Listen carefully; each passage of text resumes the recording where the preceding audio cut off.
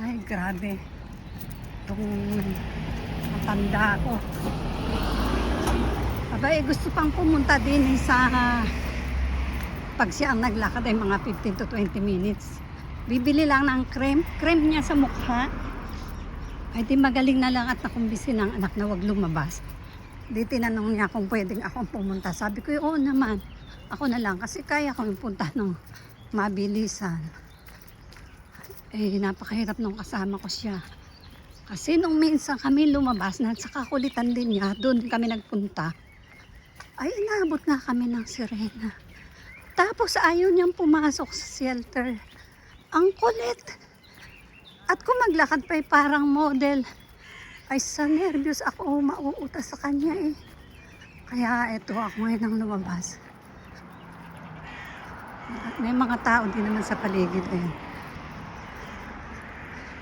Dito makakalampas pa. Dito yon. Okay. Mamaya ulit. At bibilisan ko. Bata din lumalabas kasama ang tatay niya.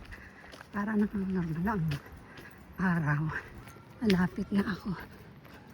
Ay.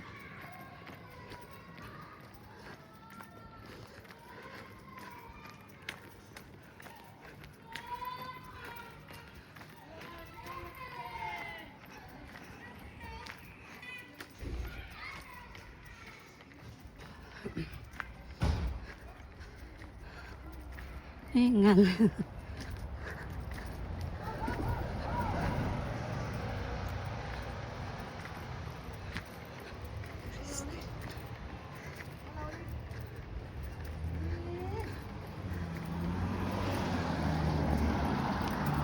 Siya lang.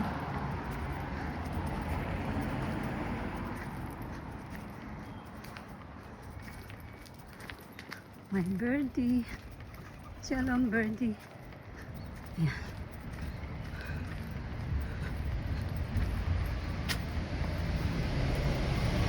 Oh, eto na ako. Ayan. Ay, inang cream. Okay. הנה, אוקיי. תודה חמודה, רק שיהיה טוב. כן, amen, amen. Okay, salamat po. Yan, nabili ko na siya ng kanyang pampaganda na yan. Bakit naman kasi nung nagpunta kami last, nung wala pang ganitong paguluhan, sabi nang bumili na ng kanyang cream dahil ko konti na. Hindi bumili. Talagang nananadya. Kasi sa totoo lang naman, gusto lang naman niyang lumabas. Nagbo-boring siya ng kondo siya sa bahay. Kaya gusto niya talagang lumabas. Sanay kasi ng halos araw-araw ay lumalabas. Naglalakad-lakad. Ay.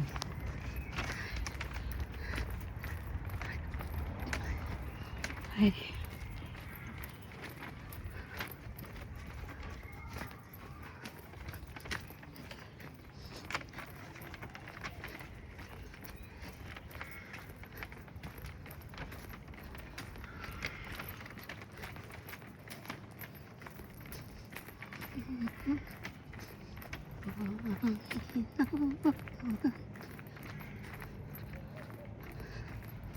Okay. Maya. Malapit na. Konti na lang. 11:03 nung umalis ako ng bahay. Ngayon ay 11:15. At pabalik na ako. Malapit na ako actually. So, 12, 10 minutes nilakad.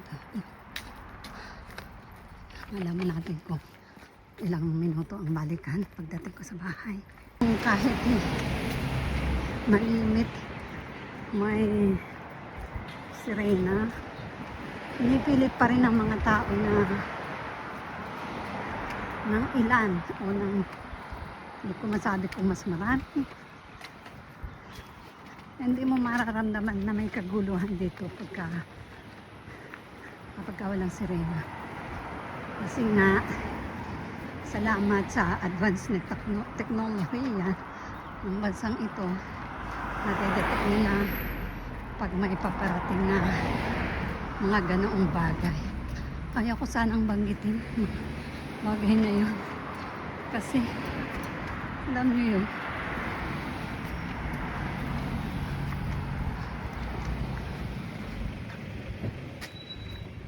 ayun na ang amin. Okay.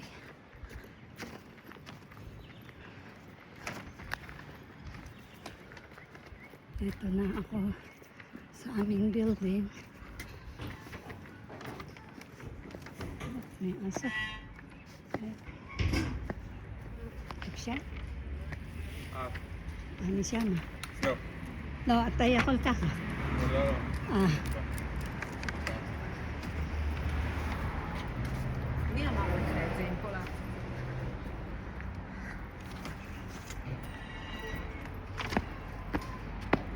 Ay, salamat po Panginoon. Nakaalis ako at nakabalik na walang asaka o walang mga warning na may paparating na mga bomba. Thank you God, you are great. You are my refuge, you are my strength, you are my protector.